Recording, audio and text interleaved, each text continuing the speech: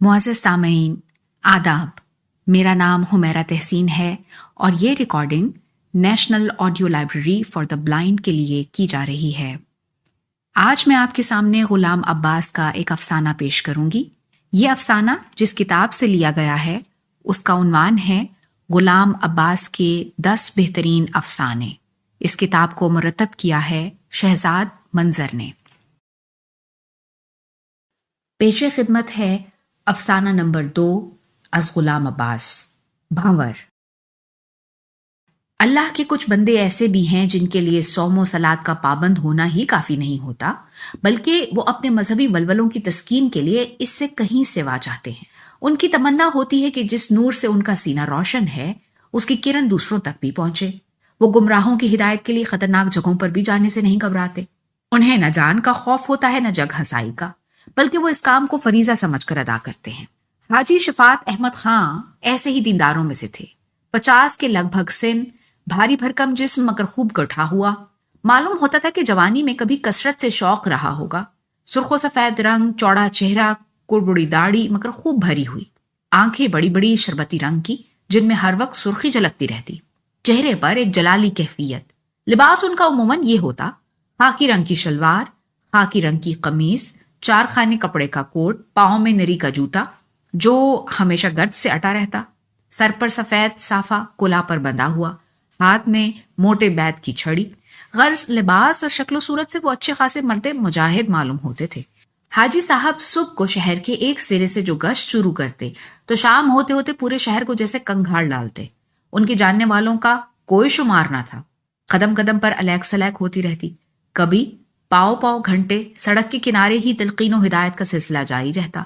कभी कोई जान पहचान वाला किसी जरूरत से साथ ले जाता, मगर घंटे 1.5 घंटे के बाद वो फिर गश्त में मसरूफ दिखाई देने लगते।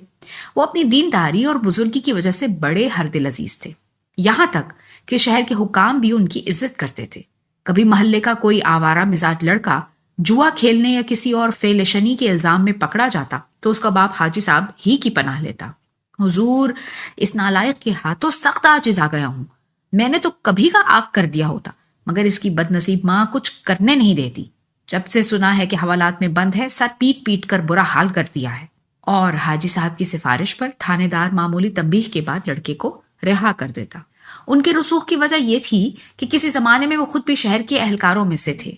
शुरू ही से वो नेकदिल और मुनकसिरुल मिजाज वाक़े हुए थे। सादगी से जिंदगी बसर करते थे। इसी का नतीजा था कि उन्होंने हर महीने थोड़ी थोड़ी रकम पसंदाज करके एक छोटा सा घर बना लिया था। जब उन्हें नौकरी करते 20 बरस हो गए तो हज का शौक हुआ। इस फरीजे से फरागत पाकर हंसी खुशी वतन लौटे थे कि अचानक एक अलमनाक हादसा उन पर गुजरा। उनका इकलौता बेटा, जिसकी उम्र 18 बरस की थी, हैजे का शिकार होकर 24 घंटे के अंदर अंदर चल बसा। और फिर उसके 2 ही दिन के बाद उसकी माँ भी, जिसे बेटे की तीमारदारी में छूत लग गई थी, उसके पास पहुंच गई। इस वाक़े का उनके दिल पर ऐसा गहरा असर हुआ कि उन्होंने अलाइक़ दुनीवी से मुंह फेर लिया और बाकी उम्र हिदायत और तबलीग के लिए वक्फ कर दी। उसी जमाने में उनके सर में ये धुन समाई कि रंडियों की इस्लाह की जाए। भला कहबा खानों से बढ़कर मासियत के अड्डे और कौन से हो सकते हैं। चुनांचे उनका दस्तूर था कि हर जुमेरात की शाम वो कुरान मजीद सब्ज जुज़दान में रखकर सीने से लगा रंडियों के बाजार का रुख करते और उन्हें गुनाहों से तौबा करने और नेक राह पर चलने की हिदायत करते। रफ्ता रफ्ता इन औरतों के घरों में उनकी आमद और रफ्त एक मामूल बन गई। उनकी सूरत देखते ही गाना बजाना बंद कर दिया जाता और उनके पंदो नसाह को खामोशी से सुना जाता। उसके बाद घर की कोई बड़ी बूढ़ी नायिका ऐसे लहजे में, जो होता तो नर्म मगर तान से खाली ना होता, कहती, हजरत, हम अपने शौक से तो ये गुनाह नहीं करते। ये दोज़ख जो लगा है इसको भी तो भरना है। आप हमारी गुजर बसर का इंतजाम करा दीजिए। हम आज ही इस पेशे को छोड़े देते हैं, मगर इंतजाम माकूल होना चाहिए। मामागिरी तो हम करने से रहे और यूं उन्हें वक्ती तौर पर टाल दिया जाता। मगर कभी कभी इन घरों में हाजी साहब की तहकीर भी खूब होती थी और उन्हें गुनाह और बेहयाई के ऐसे ऐसे मंजर देखने पड़ते कि शर्म से नजरें झुका लेनी पड़ती। एक दफा एक कोठे पर किसी ज़ियाफत का एहतमाम था। बदकिस्मती से हाजी साहब वहां पहुंच गए। उनको देखना था कि एक कहबा ने, जिसके मुंह से शराब के नशे में राल टपक रही थी, लपक कर उनके गले में बाहें डाल दी और उनकी लंबी दाढ़ी के पै दर पै बोसे लेने शुरू कर दिए। फिर वो लड़खड़ाती हुई आवाज में बोली, اے میرے مجازی خدا، مجھے اپنے ساتھ لے چل، میں تیرے پاؤں دابوں گی، تیرے سر میں تیل ڈالوں گی، تیری داڑھی میں کنگھی کروں گی۔ اور جتنی قہبائیں اور ان کے آشنا اس کوٹھے پر جمع تھے، یہ منظر دیکھ مارے ہنسی کے لوٹ پوٹ ہو گئے۔ ایسے موقعوں پر وہ پیغمبروں اور ولیوں کے قصے یاد کرتے کہ کیسی ذلتیں اور ایذائیں انہیں راہ حق میں اٹھانی پڑی، اور اس طرح اپنے دل کو تقویت دے کر وہ پہلے سے زیادہ مستعدی کے ساتھ تبلیغ کا کام جاری رکھتے۔ رفتہ رفتہ وہ اس محلے میں خاصے بدنام ہو گئے۔ بعض دفعہ آوارہ لڑکوں اور اوباش لفنگوں کی ٹولی ان کے پیچھے پیچھے ہو لیتی۔ یہ لوگ بالا خانے میں بیٹھی ہوئی بیسواؤں کی طرف ہاتھوں سے طرح طرح کے اشارے کرتے، فحش آوازیں کستے اور حاجی صاحب کو اپنا لیڈر بنا کر مذہق نعرے لگاتے۔ انہی باتوں سے اکثر لوگ حاجی صاحب کو مجذوب یا سودائی سمجھنے لگے تھے۔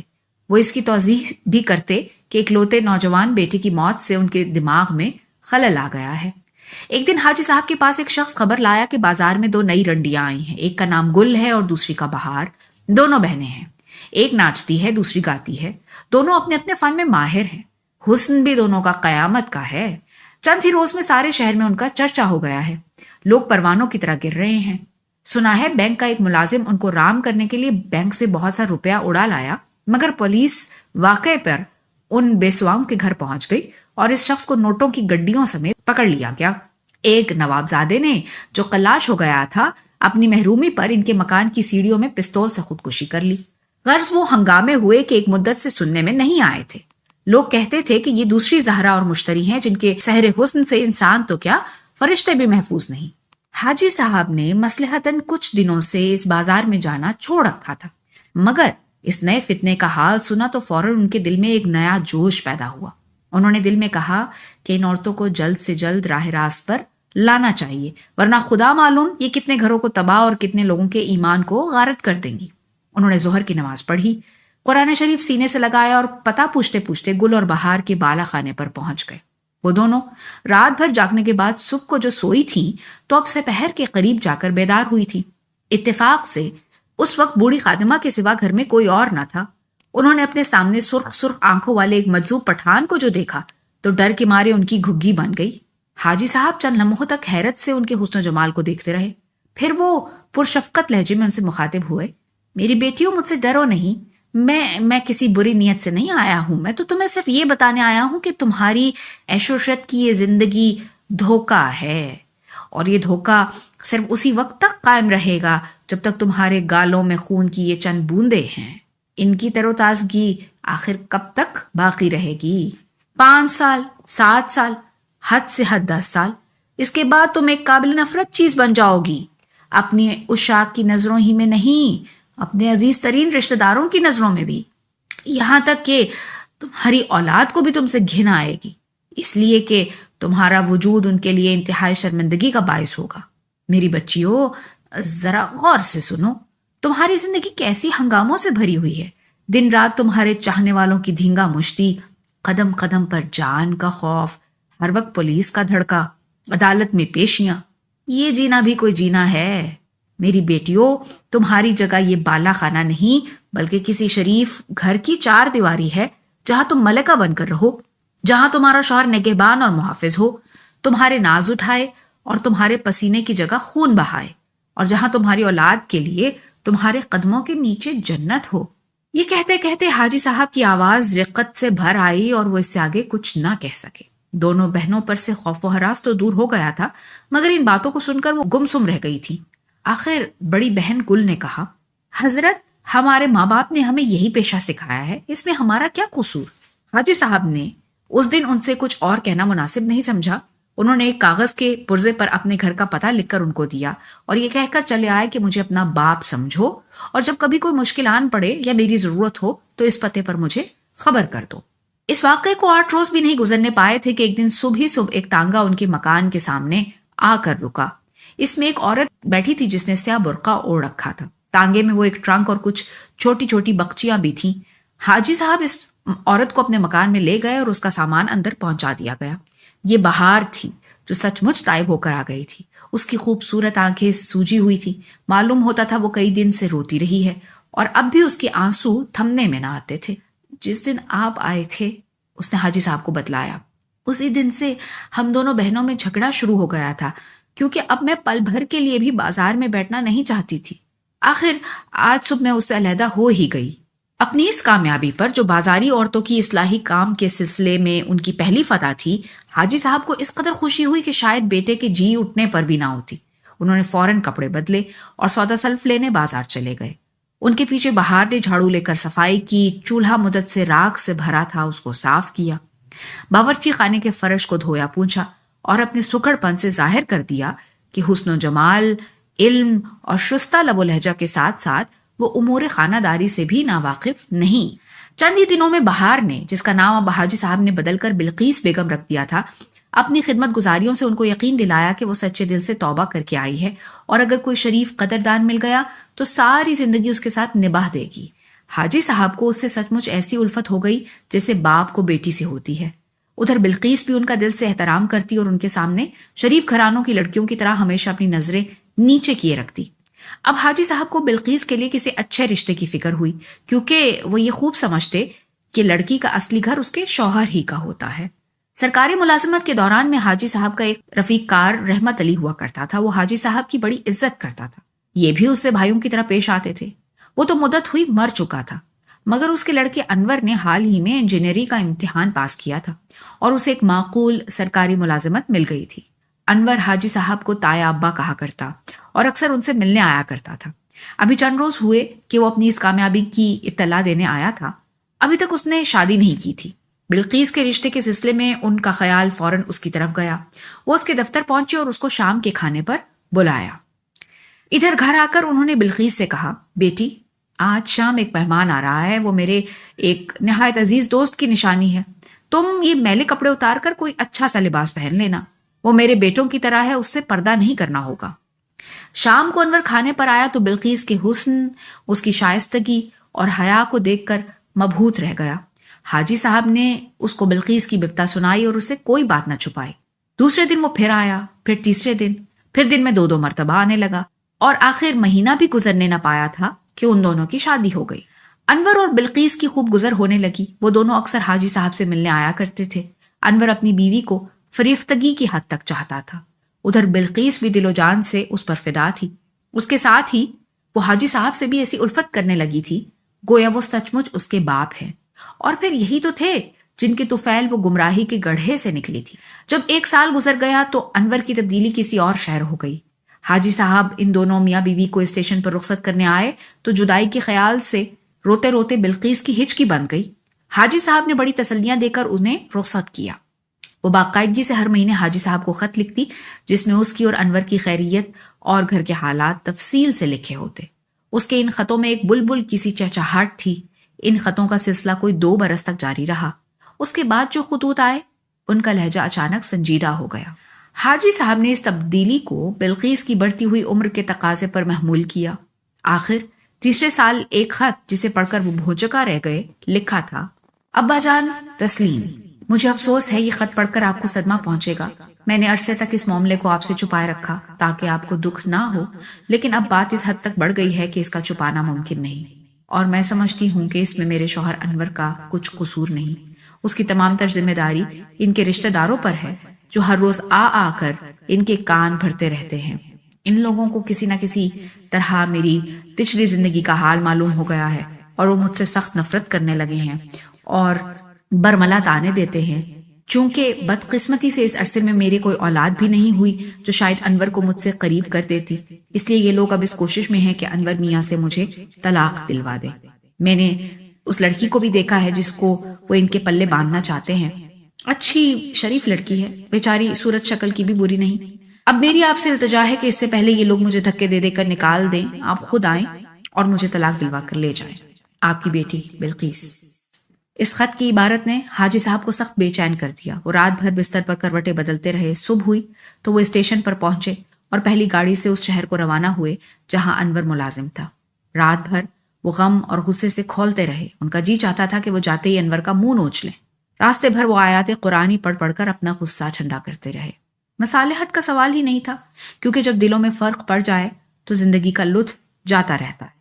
اب ان کی کوشش یہ تھی کہ وہ انور سے حق مہر حاصل کریں اور وہ تمام زیورات اور کپڑے بھی جو انور نے اب تک بلقیس کو بنوا کر دیے تھے۔ انور اور اس کے رشتہ داروں نے زیادہ مزاحمت نہ کی۔ انور کو توقع نہ تھی کہ اس قدر جلد بلقیس سے اس کا پیچھا چھوٹ جائے گا، اور اسے کسی قدر رنج بھی ہوا کیونکہ ابھی تک اس کے دل میں بلقیس کی کچھ محبت باقی تھی۔ مگر اب کیا ہو سکتا تھا؟ حاجی صاحب بلقیس کو ساتھ لے کر 2 ٹانگوں میں اسباب لدا اسی رات اسٹیشن پہنچے اور دوسرے دن گھر آ گئے۔ بلقیس اب پھر حاجی صاحب کے پاس رہنے لگی۔ حاجی صاحب کو اب پھر اس کے رشتے کی فکر ہوئی، اور ابھی 3 مہینے بھی نہ گزرے تھے کہ انہوں نے اس کے لیے ایک اور شوہر تلاش کر لیا۔ اب کہ جو آدمی چنا گیا وہ انور کی طرح نہ تو کم عمر تھا، نہ زیادہ تعلیم یافتہ، اور نہ اس کا تعلق کسی اونچے گھرانے سے تھا۔ وہ میوے کا کاروبار کرتا تھا۔ آئے دن دساور سے میوے کی بھری ہوئی لاریاں اس کے ہاں آتی رہتی تھی۔ شہر کے میوہ فروشوں میں اس کی بڑی ساکھ تھی۔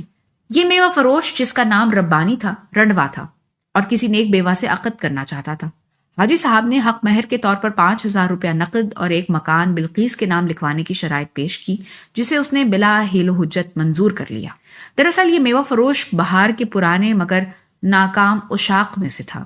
جب بہار بازار سے غائب ہوئی تھی تو وہ سخت پریشان ہوا تھا۔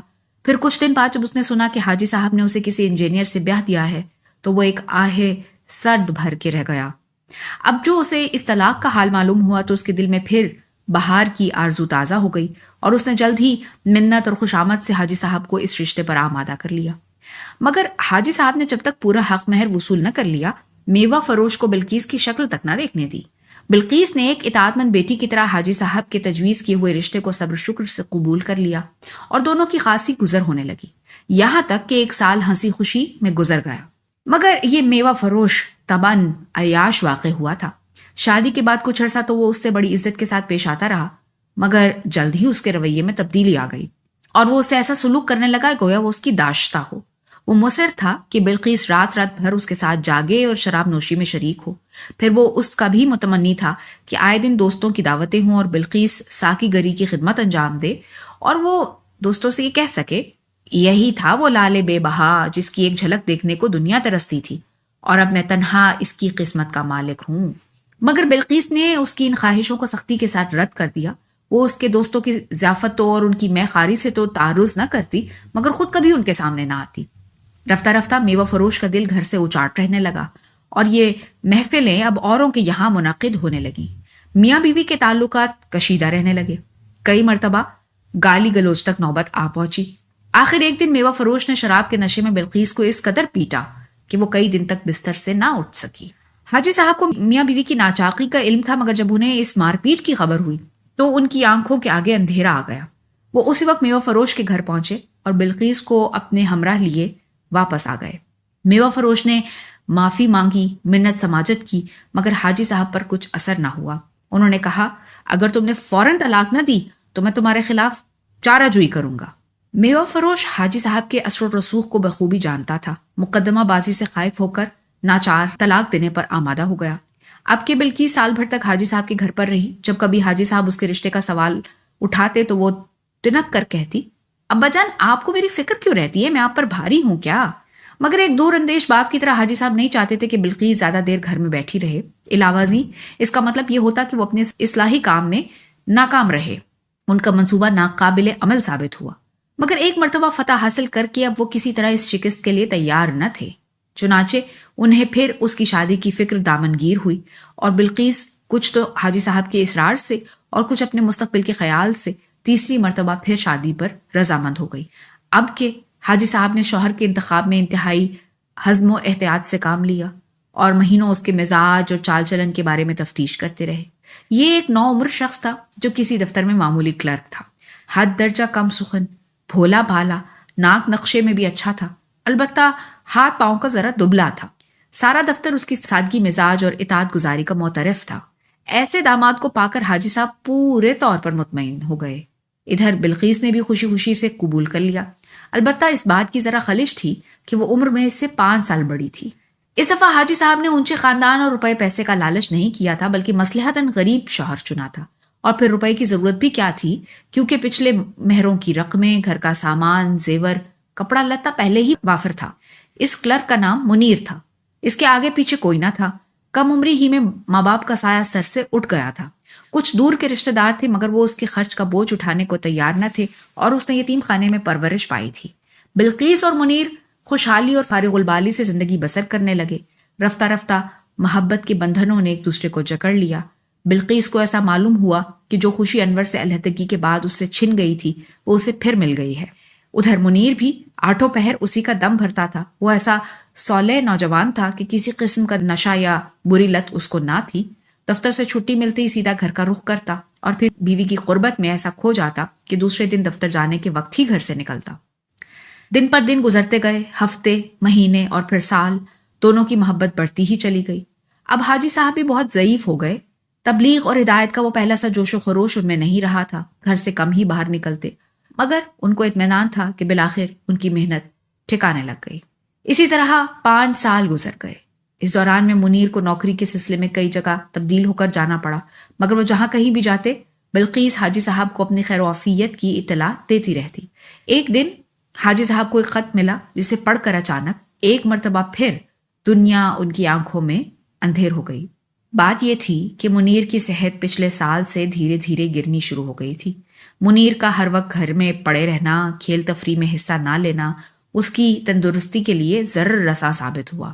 اسے ہلکا ہلکا بخار رہنے لگا تھا اور کبھی کبھی کھانسی بھی اٹھنے لگی تھی۔ ڈاکٹروں کی رائے تھی کہ یہ ابتدائی دق کے آثار ہیں اور انہوں نے مشورہ دیا تھا کہ دفتر سے طویل رخصت لے لی جائے اور اسے کسی صحت افزا پہاڑی مقام پر رکھا جائے۔ خط کی آخری سطور یہ تھی: لیکن میرے پیارے ابا جان، آپ اس خبر سے زیادہ پریشان نہ ہوں۔ ڈاکٹر نے کہا ہے کہ منیر میاں سال بھر باقاعدہ علاج کرانے سے تندرست ہو جائیں گے۔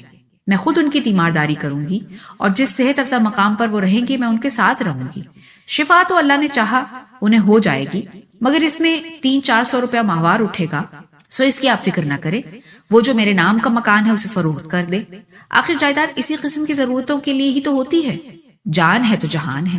امید ہے آپ ان تمام باتوں کا جواب مفصل لکھیں گے یا خود تشریف لائیں گے۔ آپ کے دیدار کی طالب بلقیس۔ اس خط کو پڑھ کر حاجی صاحب گم سم رہ گئے۔ اچانک دل میں ایسا ذوف محسوس ہوا گویا ان کا آخری وقت آن پہنچا ہو۔ 2 دن تک وہ گھر سے باہر نہ نکلے۔ تیسرے دن جب ذرا طبیعت سنبھلی تو وہ لاٹھی ٹیکتے ہوئے اٹھے اور جائیداد کی فروخت کے سلسلے میں کسی دلال کی تلاش میں نکلے۔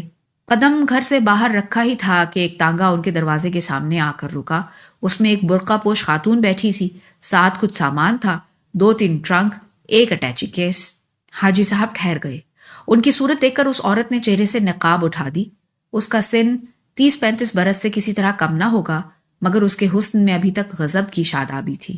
میں بہار کی بہن گل ہوں، اس نے بڑی لجاجت سے کہنا شروع کیا۔